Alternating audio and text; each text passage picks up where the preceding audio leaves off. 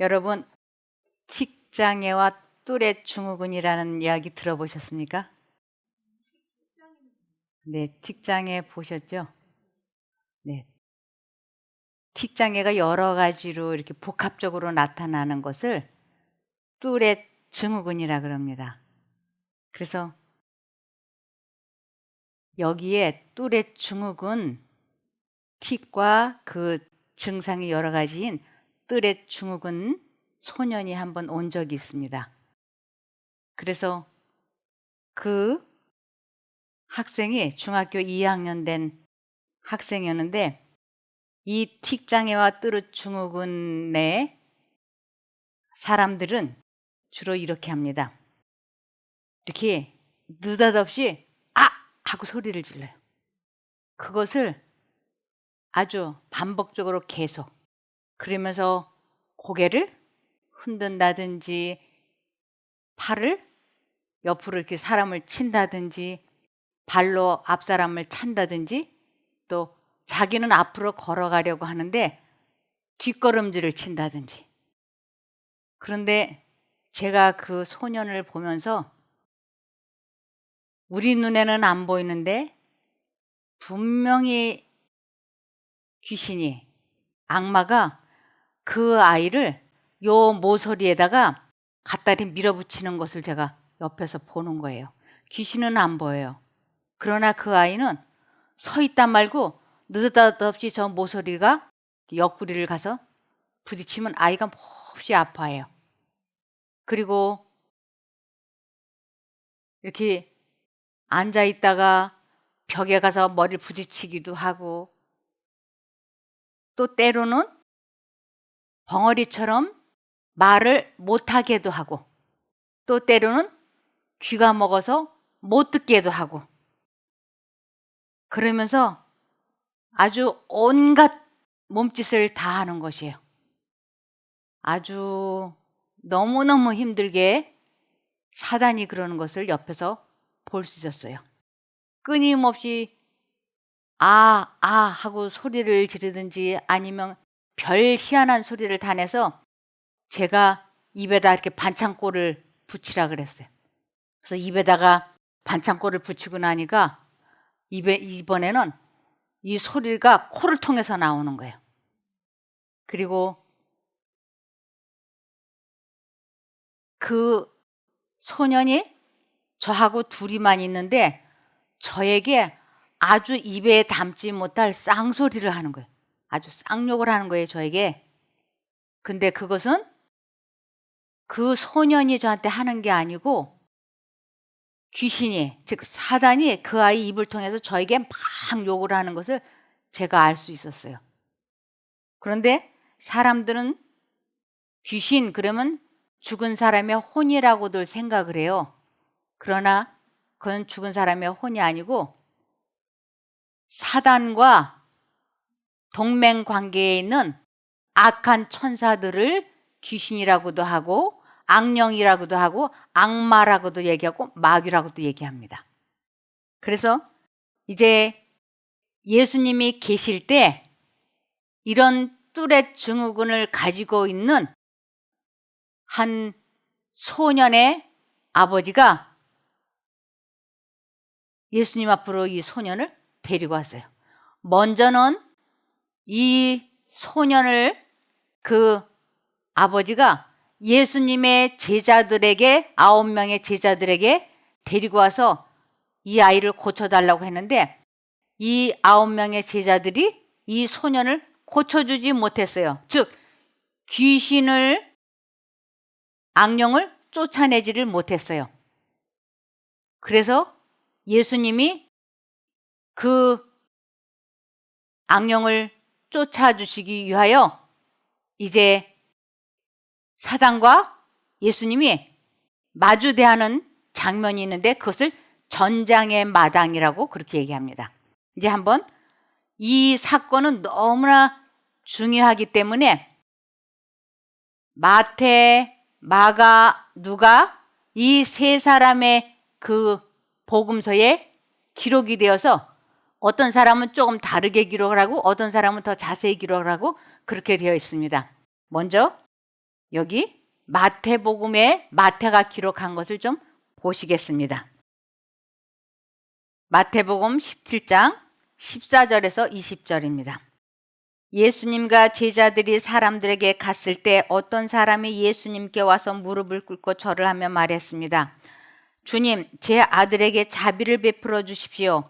이 아이가 간질에 걸려서 너무나 고생하고 있습니다. 이 아이는 가끔 불에도 뛰어들고 물에도 뛰어듭니다.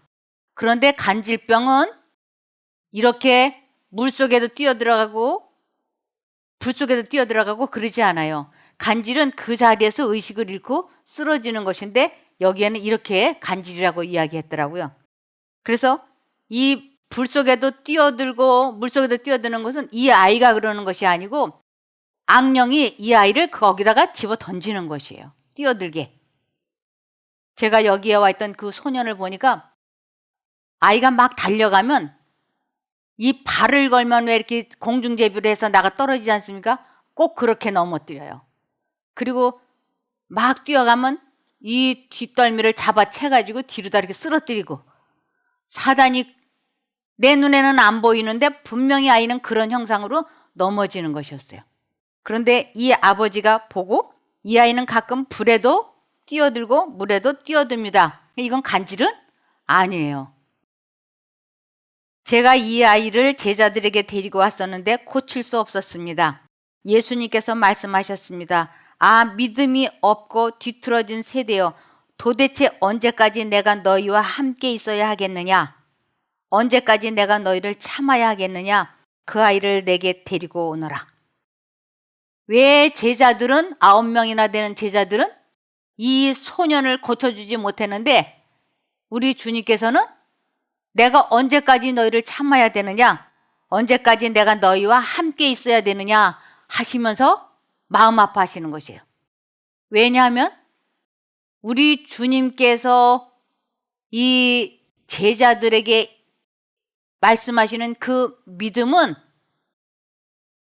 완전히 자아를 포기한, 자아 희생을 한, 그러면서 마음을 비운, 하나님께 온전히 자기 마음을 바친 상태에서 기도를 하면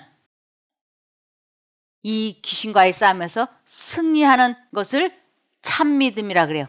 그래서 예수님께서는 이 세상에 오셨을 때 제자들에게 수없이 많이 이 모든 것은 내가 하는 것이 아니고 나는 아버지께서 내 안에, 내가 아버지 안에 있는 이것으로 그분께서 내 속에서 그분의 일을 하시는 것이다.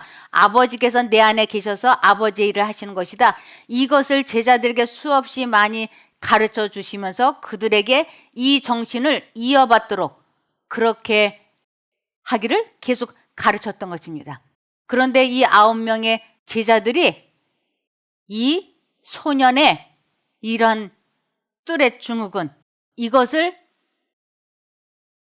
악령에게서 이 병을 앓고 있는 이 소년을 악령에서 지금 건져내지 못하고 있기 때문에 주님께서 내가 언제까지 너희와 이렇게 있겠느냐 하고 말씀을 하시는 것입니다.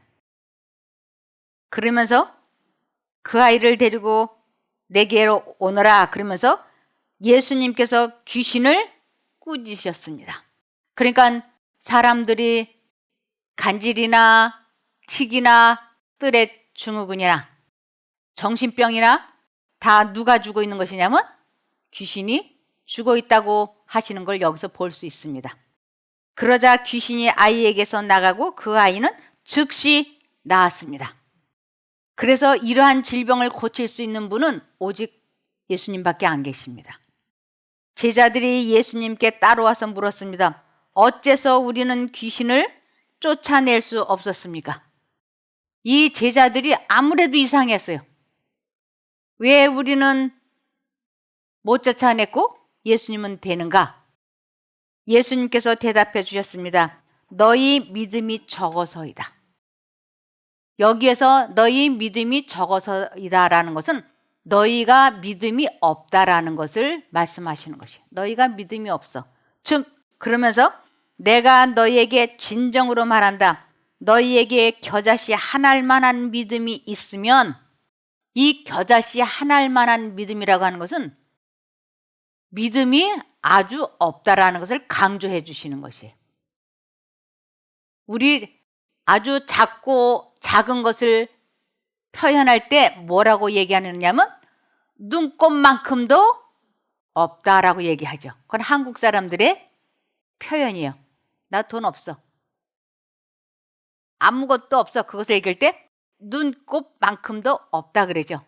그래서 예수님께서 그들에게 너희는 아예 믿음이 하나도 없어 라는 걸 설명을 하시기 위해서 겨자씨 하나만큼만 믿음이 있어도 이 산을 향하여 여기서 저기로 움직여라 말할 것이다. 그러면 산이 움직일 것이다.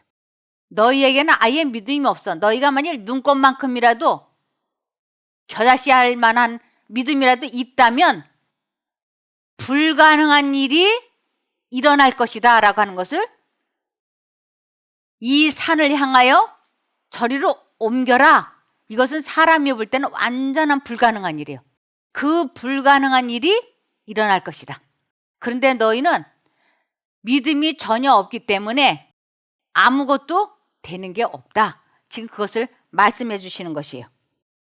그래서 너희가 못할 일이 아무것도 없을 것이다. 너희에게 아주 정말 눈곱만큼이라도 믿음이 있다면 못할 것이 아무것도 없다. 사람의 눈으로 보기에 이 산이 저리로 옮겨라 하는 것은 아주 불가능한 일이에요. 그만큼 불가능한 일도 너희에게 믿음이 있으면 일어날 것이다. 이렇게 말씀을 하시는 것입니다. 이제 또 마가복음에서는 어떤 이 소년을 어떻게 기록하고 있느냐면 마가복음 9장 17절에서 29절입니다. 무리 가운데 한 사람이 예수께 대답하였다. 선생님, 내 아들을 선생님께 데려왔습니다. 그 아이는 말을 못하게 하는 귀신이 들려 있습니다. 이 악령이 사람들에게 말을 못하게 하거나 듣지 못하게 하는 것을 저는 실제로 보았어요. 멀쩡한 사람이 갑자기 말을 못해가지고 여기에 들어와서 말을 못해가지고 제가 그 사람 보고 예수님이라고 쓰라고까지 얘기한 적이 있었어요. 그러다 그가 여기에서 하나님의 은혜로 혀가 부러져서 말을 잘하고 회복이 돼서 나갔습니다. 근데 여기에 지금 이 소년에게는 말도 못하게 하고 듣지도 못하게 하고 또 막 여기저기 불 속에도 뛰어 들어가게 하고 물 속에도 뛰어 들어가게 하고 얼마나 이 소년을 괴롭히는지 여기에 그 아이는 말을 못하게 하는 귀신이 들려 있습니다. 어디서나 귀신이 아이를 사로잡으면 아이를 거꾸러뜨립니다. 여기에 왔던 소년이 여기저기 막 넘어지고 그랬어요. 그러면 아이는 거품을 흘리며 이를 갈며 몸이 뻣뻣해집니다. 그래서 선생님의 제자들에게 그 귀신을 쫓아내달라고 했으나 그들은 쫓아내지 못했습니다. 예수께서 그들에게 말씀하셨다. 아, 믿음이 없는 세대요. 그래서 아까는 믿음이 적다고 그랬는데 이번에는 믿음이 없는 세대여라고 말씀하십니다. 내가 언제까지 너희와 함께 있어야 하겠느냐? 내가 언제까지 너희에게 참아야 하겠느냐? 아이를 내게 데려오너라. 그래서 그들이 아이를 예수께 데려왔다. 귀신이 예수를 보자 아이에게 즉시 심한 경련을 일으켰다. 아이는 땅에 넘어져서 아주 이 악령은 그 여기 왔던 그 소년을 땅바닥에 넘어뜨리고 엎드리고 너무 고생을 많이 했던 것이에요. 그 소년이 6살부터 10년 동안을 고쳐보려고 온갖 노력을 다했지만 못 고쳤습니다. 그래서 아이는 땅에 넘어져서 거품을 흘리면서 뒹굴었다. 예수께서 그 아버지에게 물었다. 아이가 이렇게 된 지 얼마나 되었느냐? 그가 대답하였다. 어릴 때부터입니다. 귀신이 그 아이를 죽이려고 여러 번 불 속에도 던지고 물 속에도 던졌습니다. 하실 수 있으면 우리를 불쌍히 여기시고 도와주십시오. 이제 우리 주님께서는 이 소년을 악령의 손에서 건져주고 싶으신데 문제는 아버지와 아이의 자유의지를 존중해 줘야지 되는 것이에요. 하나님을 선택을 해야 되는 것입니다. 그런데 이 아이는 지금 정신이 하나도 없기 때문에 이 아이가 하나님을 선택해서 도와달라고 할 믿음이 이 아이에게는 없는 것이에요.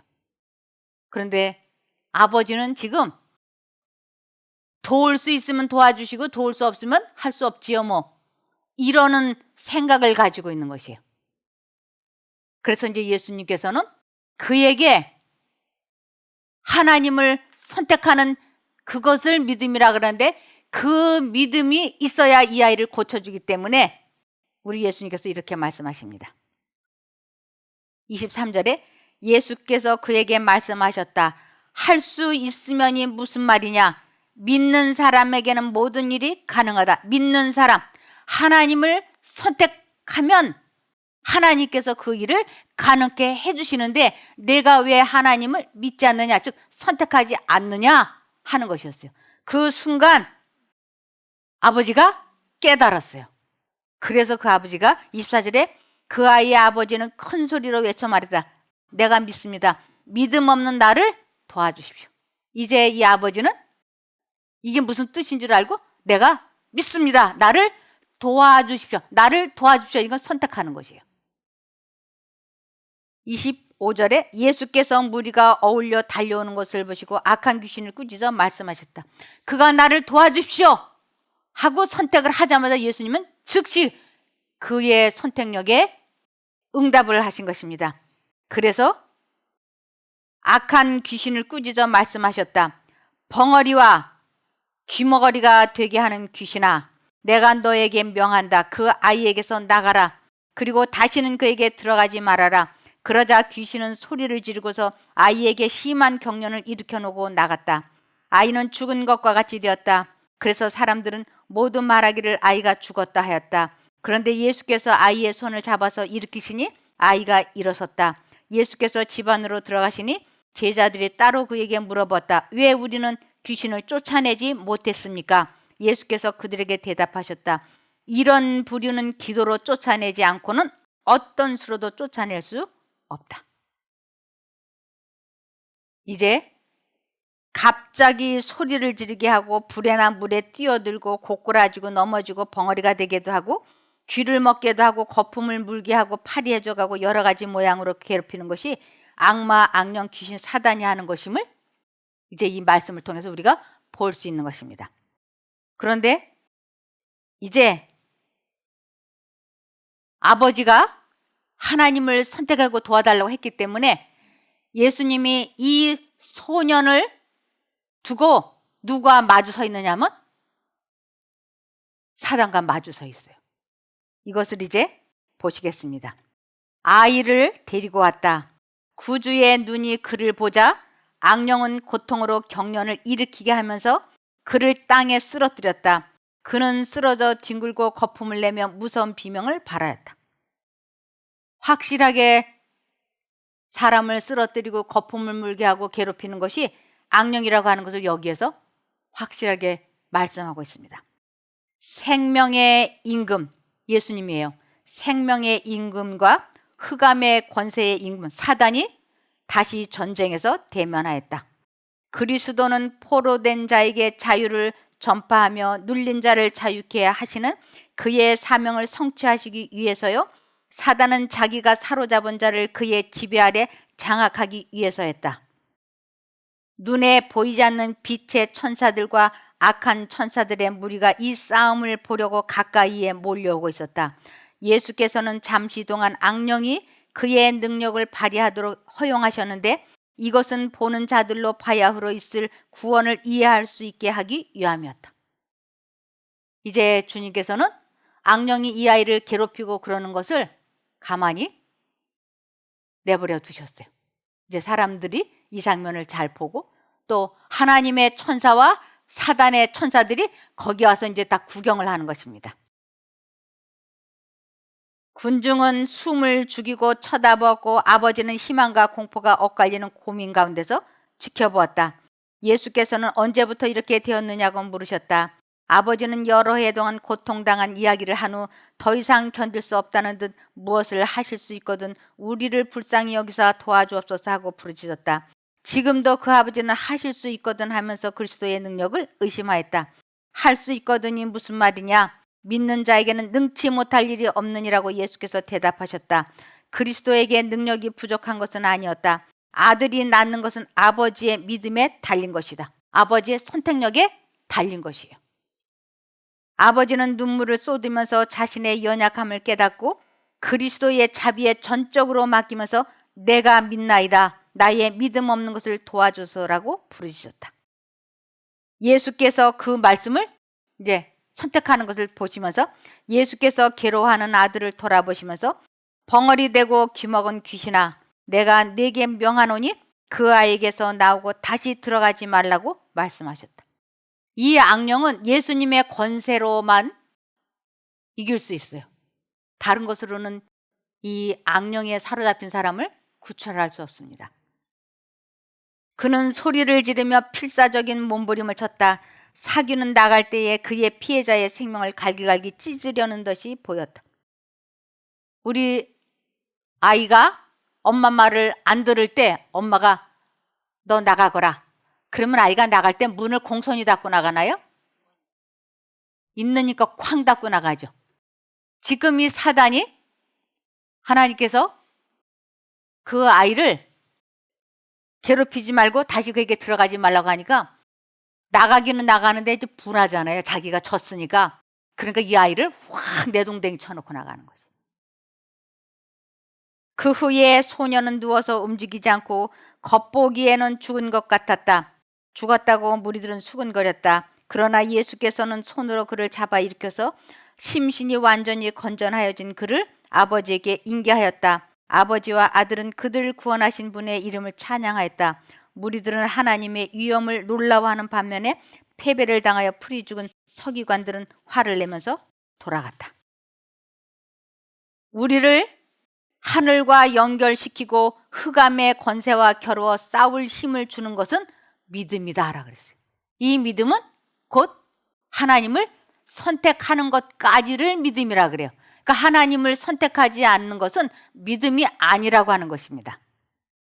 하나님께서는 모든 죄악적인 특성을 정복하고 아무리 강력한 시험이라도 모두 대항할 수 있는 방도를 그리스도 안에 준비하셨다. 누구든지 그리스도를 믿고 선택을 하면 누구든지 어떠한 어려움에서 하나님께서 해방시켜 주신다고 하는 것입니다.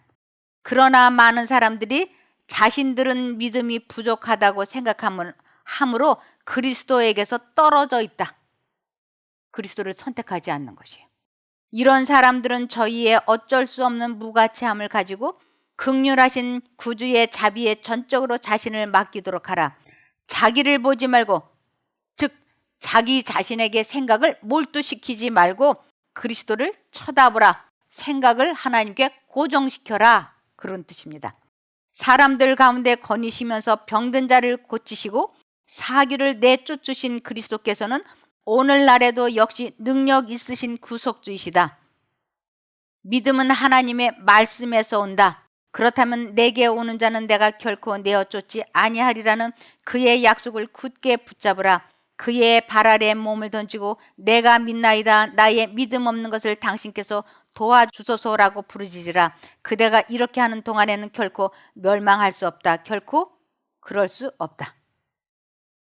그래서 이제 제자들이 예수님은 귀신을 쫓아내는데 왜 우리는 쫓아내지 못했을까요?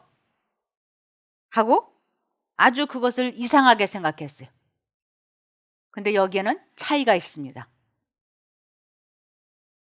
예수님이 12 제자 중에서 베드로, 야고보, 요한 이 세 사람만을 데리고 변화산에를 올라가셨어요. 이 세 사람만 데리고. 그리고 나머지는 남겨놓고 가셨어요. 그랬더니 이 9명의 마음속에 이 제자 3명만 데리고 가신 것에 대해서 섭섭하고 그 3명에 대한 시기심이 있었어요. 그래서 그들의 마음이 예수의 마음을 갖지 아니하고 사단의 마음, 시기 질투심으로 마음이 어두워져 있는 것이에요.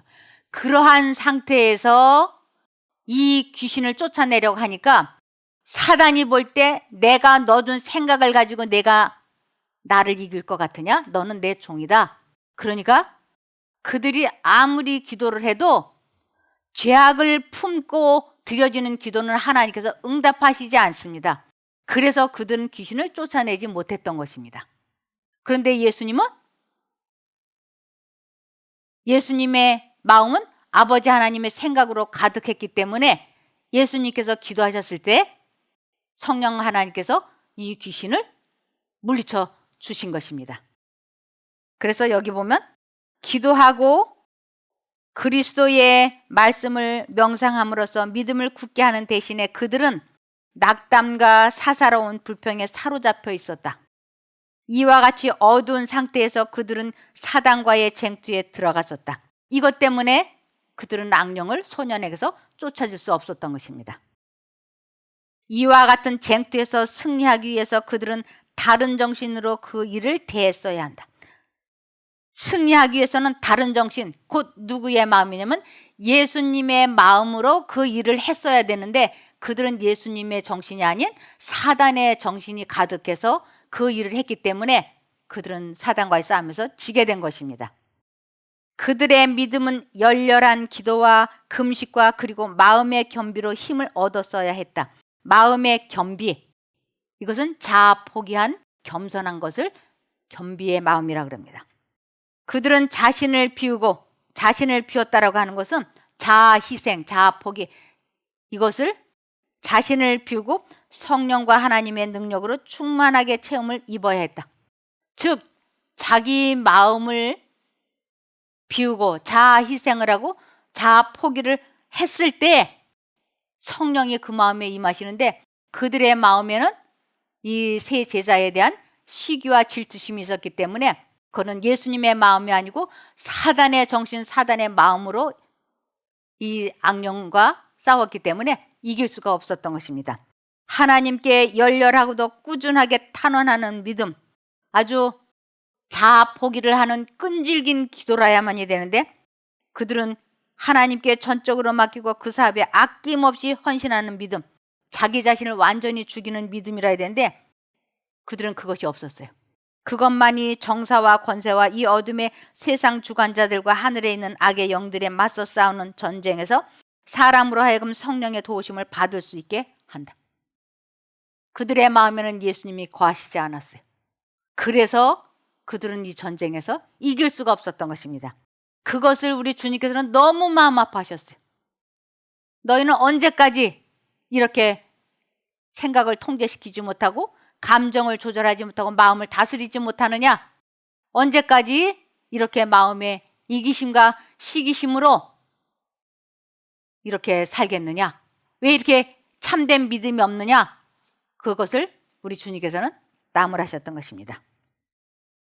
그래서 너희가 만일 믿음이 한 겨자씨만큼만 있으면 이 산을 명하여 여기서 저기로 옮기라 하여도 옮길 것이여라고 예수께서 말씀하셨다. 겨자씨는 지극히 작지만 그 안에는 가장 큰 나무로 자라게 하는 신비스러운 생명의 원칙이 들어있다. 만일 사람이 이 겨자씨만 눈곱만큼이라도 믿음이 있고 체험적인 지식이 있다면 그때부터 참된 믿음이 자라나고 하나님의 능력으로 사람이 치료되어지는 것을 볼 수 있을 것이다. 그런데 너희는 그것이 전혀 되어 있지 않다라고 말씀을 하십니다. 겨자씨를 땅에 뿌리면 이 작은 씨는 하나님께서 그것의 자양분으로 공급하신 모든 요소를 흡수하고 건강하게 그리고 신속히 자라난다. 그대가 만일 이와 같이 믿음을 가지고 있다면 하나님의 말씀과 하나님께서 지정하신 모든 유용한 섭리에 매어 달릴 것이다. 그런데 너희가 믿음이 없으면 눈곱만큼만 겨자씨만한 믿음이라도 있다면 참으로 좋겠지만 없다. 이렇게 말씀하시는 것입니다. 이와 같이 함으로써 그대의 믿음은 강해질 것이며 하늘의 능력이 그대의 도움이 되는 것이다. 그대의 길에 사단이 쌓아놓은 장애물이 겉보기에는 넘어갈 수 없는 영원한 산같이 보일지라도 믿음의 요구 앞에서는 사라져버릴 것이다. 너희가 못할 것이 없으리라. 우리 주님께서는 틀림없이 말씀하셨어요. 너희가 나를 선택하면 틀림없이 너희는 모든 것에서 해방이 될 수 있다고. 그러면서 내가 이 세상에 다시 올 때 그 믿음을 볼 수 있겠느냐 하고 한탄하셨어요. 누가복음 18장 8절에 내가 너희에게 이르노니 속히 그 원한을 풀어주시리라. 그러나 인자가 올 때에 세상에서 믿음을 보겠느냐 하시니라. 요한복음 15장 7절 너희가 내 안에 거하고 내 말이 즉 내 생각이 너희 안에 거하면 무엇이든지 원하는 대로 구하라. 그리하면 내 생각이 너희 안에 거한 것을 믿고 선택만 하면 그것은 바로 현실이 될 것이다 라고 말씀하십니다. 그래서 빌립보서 2장 5절에 너희 안에 이 마음을 품으라 곧 그리스도 예수의 마음이니 하고 말씀을 하셨어요. 그러면서 왜 우리들의 기도가 응답이 안 되는가에 대해서 시편 66편 18절에 내가 내 마음에 죄악을 품으면 주께서 듣지 아니하시리라. 이 제자들이 이 소년에게서 악령을 물러가게 할 수 없었던 가장 큰 이유가 그들의 마음에 죄악을 품었기 때문인 것입니다. 그래서 자기 생각을 포기하는 자아 희생을 하고 자기를 부인한다고 하는 것이 얼마나 중요한 건지 모릅니다. 그래서 자기 감정을 조절하고 자기 마음을 다스리는 하나님의 뜻대로 사는 사람을 의인이라 그러는데 그들이 기도하면 하나님께서 응답하신다고 말씀을 하셨어요.